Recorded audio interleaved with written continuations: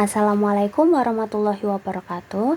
Perkenalkan, nama saya Indira Nafisa Arif dari kelas 10 Akuntansi 1 nomor absen 12.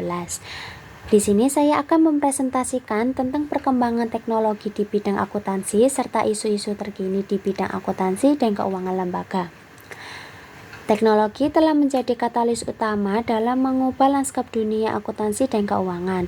Transformasi digital mendorong munculnya metode baru dalam pencatatan transaksi, pelaporan keuangan, serta pengambilan keputusan strategis dalam organisasi. Seiring dengan itu, tantangan dan isu-isu baru pun bermunculan, mulai dari tuntutan transparansi, pelaporan berkelanjutan, hingga penyesuaian terhadap regulasi digital yang terus berkembang. Perkembangan teknologi di bidang akuntansi. Yang pertama, cloud accounting. Cloud accounting memungkinkan perusahaan mengakses data keuangan mereka secara real-time dari berbagai perangkat dan lokasi. Keuntungan utama: efisiensi biaya perangkat lunak dan hardware, kemudahan kolaborasi antara klien dan akuntan, backup otomatis, dan keamanan data tinggi. Contoh platform: Xero Journal ID, QuickBook Online. Yang kedua, Artificial Intelligence (AI) dan Machine Learning. AI dapat menangani tugas-tugas berulang seperti pencatatan transaksi dan pelaporan keuangan. Beberapa fungsi AI di bidang akuntansi: deteksi penipuan, analisis prediktif untuk budgeting dan forecasting, audit otomatis dengan sistem smart scanning. Contoh, bot AI pada software ERP seperti SAP dan Oracle. Yang ketiga, blockchain. Blockchain menyediakan sistem pencatatan data yang aman, transparan, dan tidak dapat diubah. Aplikasi dalam akuntansi, validasi dan verifikasi transaksi secara otomatis, pelacakan aset digital, penghapusan kebutuhan pihak ketiga dalam audit transaksi. Contoh, penggunaan smart contract dalam sistem pembayaran. Yang keempat, Robotic Process Automation. RPA adalah teknologi dalam menggunakan robot perangkat lunak untuk meniru tindakan manusia dalam sistem digital.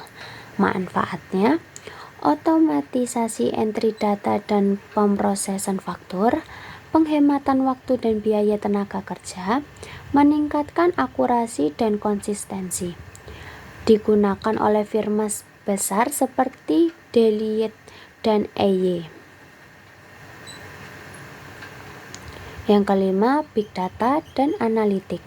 Big Data memungkinkan analisis data dalam jumlah besar untuk mendukung pengambilan keputusan keuangan. Mengidentifikasi pola transaksi mencurigakan, menyusun laporan kinerja berbasis data real-time, mengukur profitabilitas proyek tertentu, digunakan dalam credit scoring dan risk analysis. Isu-isu terkini di bidang akuntansi. Etika profesi dan independensi. Meskipun teknologi membantu efisiensi, profesional akuntansi tetap harus menjunjung etika, termasuk independensi auditor, objektivitas dalam menyusun laporan, tanggung jawab sosial atas dampak laporan terhadap publik. Yang kedua, laporan keuangan berbasis ESG, Environmental Social Governance. Tuntutan pasar terhadap transparansi berkelanjutan meningkat.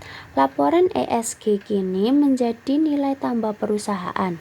Laporan emisi karbon, keterlibatan sosial perusahaan, kebijakan tata kelola yang adil dan transparan, diintegrasikan ke dalam standar seperti GRI. Yang ketiga, digitalisasi dan pajak digital. Munculnya bisnis digital mendorong negara untuk membuat regulasi pajak digital. Contohnya, pajak atas transaksi digital lintas negara, penyesuaian tarif dan skema PPN digital, tantangan komplain bagi pelaku usaha digital. Yang keempat, transformasi peran akuntan. Profesi akuntansi bergeser dari sekedar pencatatan transaksi menjadi analisis strategis yang memberikan wawasan berbasis data, mengelola resiko, berperan dalam perencanaan dan pengambilan keputusan. Isu-isu terkini di bidang keuangan lembaga. Yang pertama, utang pemerintah.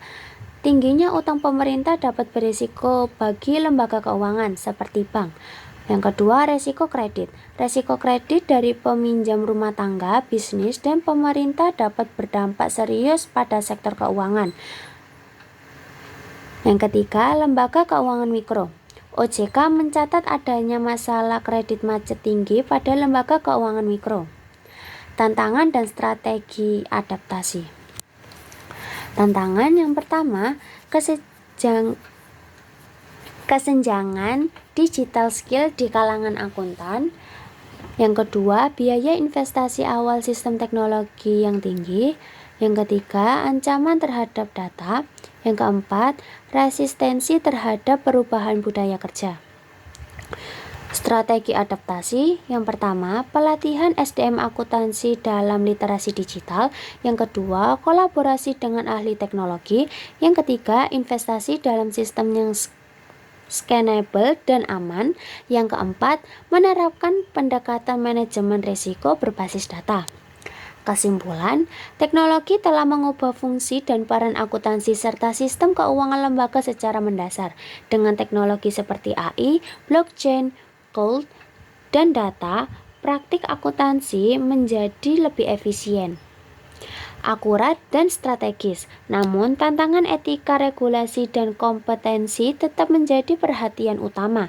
Oleh karena itu, kolaborasi antara teknologi dan akuntan yang berintegritas adalah kunci sukses dalam menghadapi era digital. Sekian presentasi dari saya. Mohon maaf jika ada salah kata. Wassalamualaikum warahmatullahi wabarakatuh.